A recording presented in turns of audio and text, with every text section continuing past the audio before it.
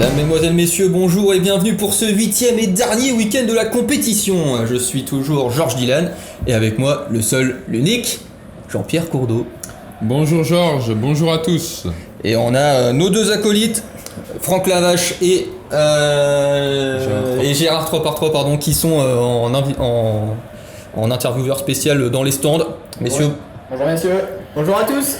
Eh oui, ça va être une course incroyable car 4 commentateurs, des intervieweurs dans les stands, ça s'annonce épique et c'est normal, c'est le dernier week-end de la compétition et on voit ce dernier circuit. Exactement, un circuit composé de 16 virages pendant la course, il y aura 15 tours. Les qualifications vont se jouer autour des 25 secondes pour le podium je pense et c'est parti avec la Team Hornet. Et là c'est très très important, bon Hornet pas vraiment, ils sont derniers du tableau pour le moment, ils sont un peu dans le mal. Mais on le sait, la victoire de la Marbula One va se jouer entre Hazers, Savage Speeder, Orangers et Team Galactic. Ce sont les 4 équipes qui peuvent prétendre à la victoire. Tous les autres ne peuvent plus prétendre à la victoire car ils n'ont pas assez de points pour finir sur le podium. Et le premier temps, réalisé par Hornet, 25 secondes 93, est-ce un bon temps ? C'est un temps plutôt moyen, il devrait être en seconde partie de tableau, au-dessus des 25-50, c'est pas terrible. Raspberry qui est dans le mal aussi, 15ème. De toute façon c'est normal, on part du bas du tableau pour aller vers le haut. Donc plus ça va avancer, mieux ça sera. Pour vous, hein, on pense toujours aux spectateurs. Oh, petite plaque de verre, je l'avais pas vu. Nouveauté ça sur le circuit.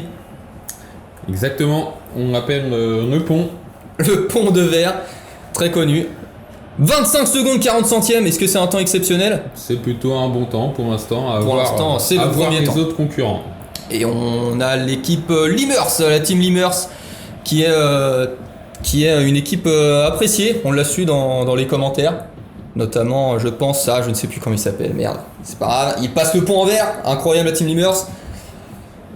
Pour l'instant, derrière, au deuxième secteur, c'est un temps qui s'annonce quand même pas terrible. 26 secondes et 22 centièmes, ce n'est pas un temps incroyable. Et on me dit dans l'oreillette que j'ai... comment vous appelez-vous déjà ? Gérard 3x3, pardon, mais c'est vrai qu'on se connaît pas très bien, ça fait longtemps qu'on s'est pas vu. Gérard, on était partis en vacances, vous vous souvenez, ils avaient fait les commentaires. Bref, Gérard, apparemment vous êtes avec le directeur technique de l'équipe Limers. C'est ça, je viens tout juste de rejoindre Julien dans l'écurie Limers. Et on vient de voir que vous avez fait un très très mauvais temps. Qu'est-ce que vous en pensez ? Ouais, un très mauvais temps, ça s'annonce mal pour la course. On avait un peu de mal à préparer le circuit, beaucoup de virages. En plus, le pilote avait une petite diarrhée ce matin, donc c'était compliqué. Ah, c'est terrible ça c'est terrible. Merci en tout cas Gérard, ouais, j'ai vraiment un problème avec votre prénom Gérard, j'arrive pas... Voilà, temps incroyable de la team Momo, 24 secondes 97 centièmes. Oui, un très très bon temps, en dessous des 25 pardon, ça risque d'être très très bon pour le podium et à voir pour l'instant mais... Et la team Momo qui fait des courses incroyables en ce moment là, parce que bon, ils sont dans le mal, ils sont dans les derniers du tableau général. Mais oui, ils nous surprennent effectivement. Au début de la compétition, ils étaient nuls à chier, on va pas se mentir. Et là, ils font des choses incroyables, mais il est trop tard malheureusement pour eux, hein, ils peuvent même pas atteindre le top 3 avec leur points. On vient de voir la team Midnight à domicile qui fait 3ème. On rompu la malédiction. C'est vrai ça, la malédiction du domicile, on se souvient, hein, à chaque fois qu'on est en domicile, c'est souvent un très mauvais temps. Et c'est la team Ball of Chaos, pour ces dernières séances de qualification. On a un passif avec eux, hein, on s'en souvient, on les critique souvent. Et ils sont 10e du tableau, donc en soi on les critique beaucoup, mais bon, ils sont dans le milieu du tableau. Mais malheureusement, ils n'ont pas assez de points pour aller dans le top 3. Ah oui, il va falloir nous prouver qu'ils savent faire de grandes choses. Et là, ça vient de finir. 25-21, deuxième pour l'instant au classement provisoire, c'est plutôt très très bien. Team Primary, pareil, ils nous ont offert des séances incroyables tout le long de cette compétition. Mais malheureusement, sur la fin de la compétition, ils ont été un peu mauvais. On s'en souvient, ils avaient fait un temps exécrable lors d'un des... La course 6, je crois, ou 5 peut-être. Et du coup, à cause de ça, ils sont 9ème et ils ne peuvent pas prétendre à la victoire, mais ils peuvent prétendre à un top 3 s'ils font quelque chose de bien. 25 secondes 36, est-ce que ça ça pourrait être pas mal ? 3ème pour l'instant au classement provisoire, oui, c'est plutôt pas mal. Melo Yellow qui s'est élancé 8ème au tableau général avec 44 points, juste derrière Green Duck, qui vient de passer le pont de verre, le fameux pont de verre. Attention, on va rentrer bientôt dans le dernier virage. Et ça fait 25-53, un temps moyen, 6ème pour l'instant, alors qu'il reste la moitié des concurrents à passer encore. Ça devrait pas trop bouger, milieu de tableau. Pour Mergoyamo. Greenduck qui nous a offert des choses au bien et pas bien. Greenduck un peu pas très...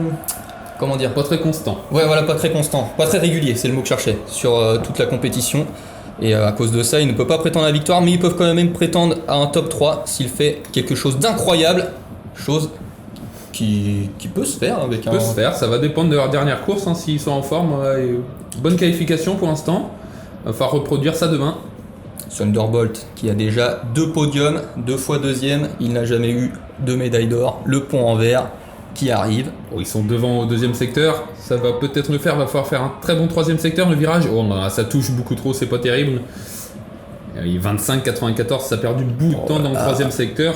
Et ça se fait pour l'instant avant-dernier de ces qualifications. Alors, regardez-moi ces images magnifiques que nous propose Gels avec ce plan sur Big Ben.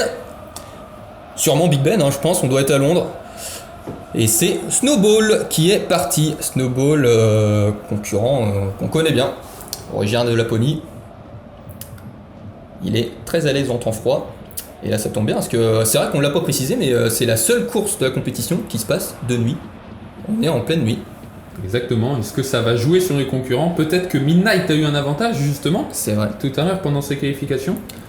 Et là on rentre dans le dur. Team Galactic qui est 4ème et qui peut prétendre, elle peut prétendre à la victoire, de la finale. compétition, voilà, de finale. Attention, pour l'instant le premier secteur n'a pas été terrible, on va bientôt passer le temps du deuxième secteur. 0,76 de retard, ça risque d'être très compliqué. Les derniers virages, ça freine encore un peu. 25-95, 12ème pour l'instant, la victoire risque de leur échapper. Oh, investigation one going. Bon, mon accent anglais n'est pas impeccable, mais On peut voir deux concurrents qui se sont élancés en même temps. ah, c'est pour ça. Et c'est qui? Savage Speeder et Rangers, voilà, deux gros concurrents. Hein. Sur Rangers qui est un peu en retard pour l'instant sur le Voilà, meilleur chrono. Drapeau vert de la part des arbitres. Alors que j'ai l'impression que Savage Speeder est en train de rattraper aux Rangers. Rangers 25 secondes 75 centièmes, ça doit faire plaisir à un certain Laurent qu'on connaît bien. Alors que Savage Speeder envoie un temps incroyable, hein, 24 secondes 54. Et ça très tombe- très bon temps. Ça tombe bien car Franck Lavache est en direct avec le directeur technique de l'équipe Savage Speeder. Franck, est-ce que vous nous entendez?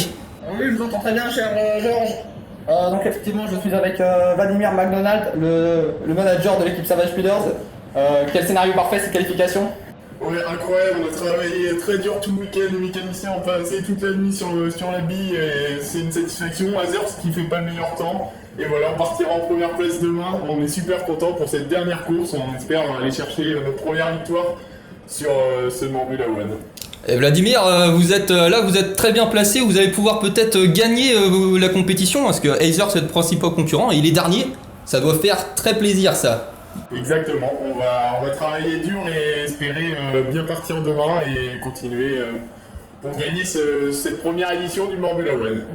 Et on le verra. Merci en tout cas Franck et Vladimir pour cette intervention. Mais on verra ça, tout ça demain lors de la dernière course. Qui de Hazers, Savage Speeder, Rangers ou Team Galactic va gagner ce premier championnat de Formula One? Exactement. Nous le découvrirons demain. Savage Speeder est très très bien parti pour le gagner. Ça doit faire plaisir à tous les fans de Savage Speeder. Rangers peut encore prétendre la victoire. Laurent doit être content. Et on verra ça demain lors de la course. Soyez présents s'il vous plaît, ça ferait plaisir. Au revoir. Bye.